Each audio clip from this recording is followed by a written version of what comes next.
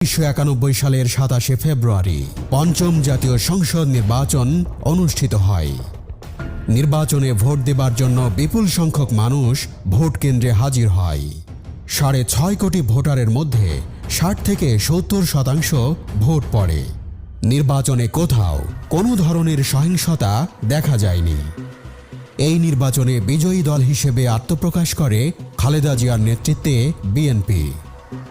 তবে নির্বাচনের ফলাফলে দেখা যায় কোনো দল সরকার গঠনের জন্য একক সংখ্যাগরিষ্ঠতা পায়নি। এই নির্বাচনে বিএনপি 140টি আসনে জয়লাভ করে, আওয়ামী লীগ জয়লাভ করে 88টি আসনে। এছাড়া জাতীয় পার্টি 35টি আসনে এবং জামাতে ইসলামী 18টি আসনে জয়লাভ করে। নির্বাচনের ফলাফল প্রকাশের পরপরই আওয়ামী লীগ সভানেত্রী শেখ হাসিনা এক সংবাদ সম্মেলনে বলেন, অগণতান্ত্রিক